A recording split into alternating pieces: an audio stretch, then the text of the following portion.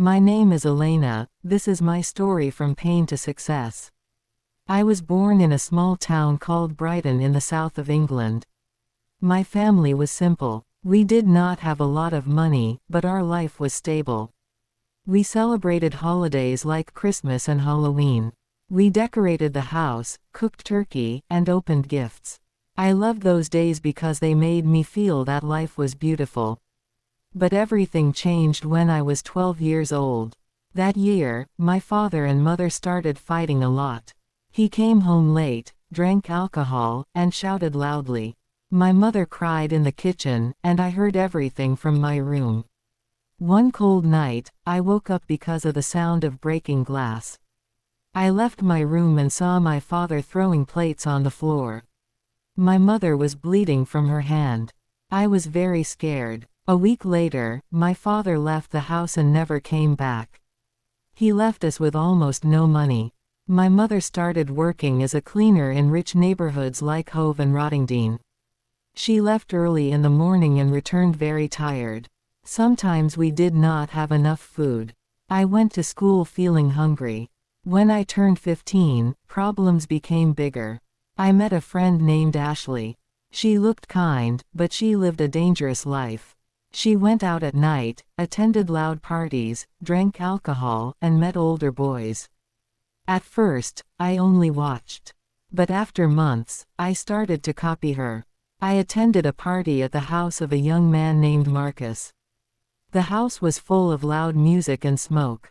People were dancing and drinking. I felt afraid, but I stayed because I did not want to look weak. That night, the first shocking event in my life happened. A group of young men started fighting, and one of them pulled out a knife. Everyone started screaming and running. I saw a man fall to the ground, and blood came out of his stomach. The police arrived minutes later. Several people were arrested. I was shaking badly. After that incident, I started to move away from school. My grades became very low, and teachers warned my mother. But she was exhausted and had no time to follow my situation. When I turned 17, I left school completely. I told my mother that I would work, but the truth was that I did not find a job. I spent time in the streets with bad friends. We stayed in shopping centers, and sometimes we stole small things like makeup or clothes. One day, I entered an electronics store in Churchill Square Mall. I took expensive headphones and hid them in my bag. When I tried to leave, a security guard stopped me. That was one of the worst moments in my life. I was taken to a small room, and the police arrived. They called my mother. When she came, she was crying hard and looking at me with shocked eyes. A report was written against me, and I had a legal record. After that, I entered a period of deep depression. I stayed in my room for many days. I did not speak to anyone. I felt that my life was finished. But the most shocking event happened when I was 19 years old. I met a young man named Nathan. He looked respectful at the beginning. He worked in a car repair shop in an area called Croydon. We started a fast relationship, and I moved to live with him after only 2 months. At first, he was kind. He bought food and took me to the cinema. But after some months, he changed completely. He became angry quickly, shouted, and broke things. One winter night, we argued about money. He pushed me strongly, and I fell to the floor and hit my head on the table. I felt dizzy. That night, I understood that I was in danger. A few days later, I packed my clothes and ran away when he was outside. I had no place to go. I slept in Victoria train station for one full night. The weather was cold, and I was afraid of the people around me. In the morning, I went to a social center that helps women. There, I met a woman named Patricia. She was responsible for a support program for abused women. She listened to my story calmly and gave me a temporary room in a small shelter. That moment was the beginning of change. I started attending training courses in cooking and hotel cleaning. I learned how to wake up early, organize my time, and follow rules.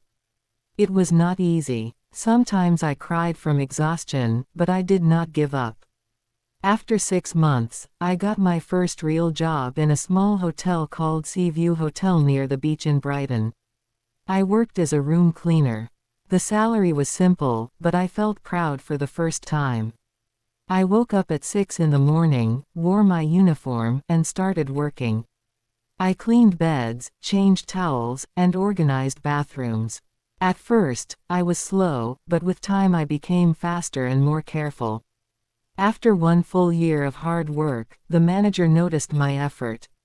She offered me a better job at the reception desk after I completed a customer service course.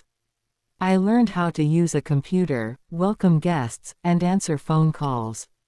I started to speak with confidence and feel like a new person. Then a big surprise happened. One day, a businessman named Oliver came to stay at the hotel. He spoke with me several times during his stay. He noticed that I communicated well and treated guests with respect. He asked about my story. At first, I hesitated, then I told him everything. A week later, he offered me a job in his company to help manage office cleaning teams in London. I accepted even though I was afraid.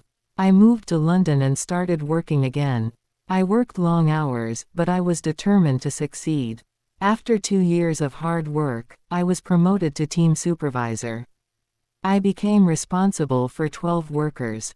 I organized schedules, checked quality, and solved problems. I saved money little by little. Then at the age of 27, I made a brave decision.